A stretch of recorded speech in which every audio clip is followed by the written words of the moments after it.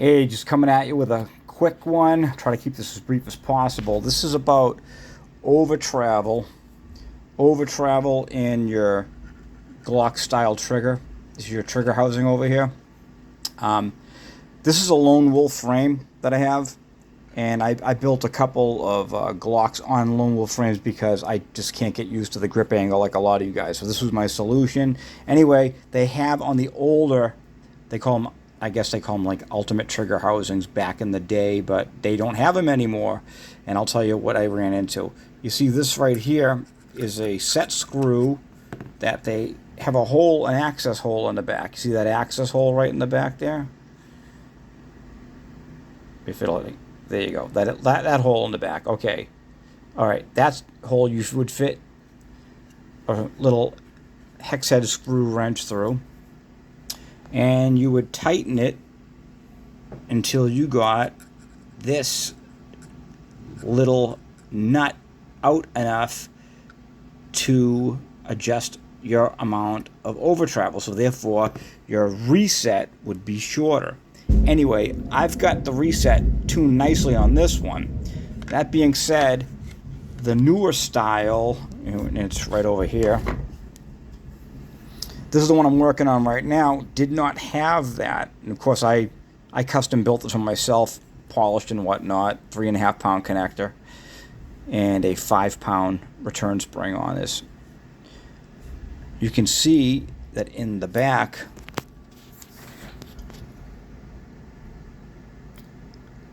what I did was that the new ones, this is a lone wolf housing too, does not have that access point. So my solution was, let me see if I can stand this up. Let me get that out of the way. My solution was to, okay, I had to reposition here so I could show you what I did with this one. I called up Lone Wolf. They don't make it anymore. It's been discontinued, so you have to come up with your own solutions. My solution was, you can see I'm holding a flashlight for extra light. There's a pin behind the cruciform where it moves in and out of that ramp.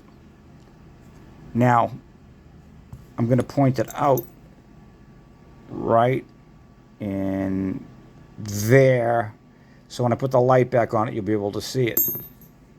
See it? Okay, that's a roll pin. So what I did was I adjusted my over travel, and I drilled, actually all by hand, a small hole. I fit the roll pin in to adjust for my over travel. So that way, this is going to account for my reset.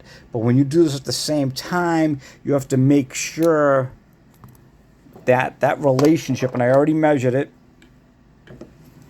that relationship with your striker safety plunger, when this sits like this,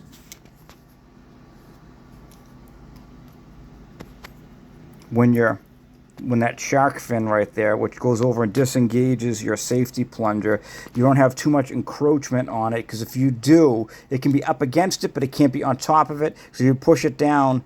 If this fin interferes with that, and let me see if I can, and you get encroachment, then if you adjust it too much, it's going to pull back, and you're going to defeat the firing pin safety block. So you have to be very careful at the amount of over travel that you adjust your trigger to.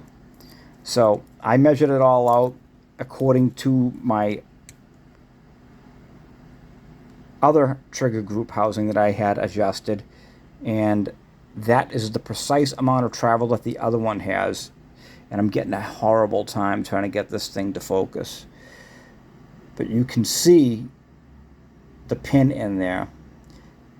And I just figured I would bring this to you guys as a short video. Not a short video in the sense of it being a short, but like a 5-minute video or under 5 minutes. If anybody has any questions, by all means, post them down below. And I really appreciate a like, subscribe, and a thumbs up. You all have a great day. Thanks a lot.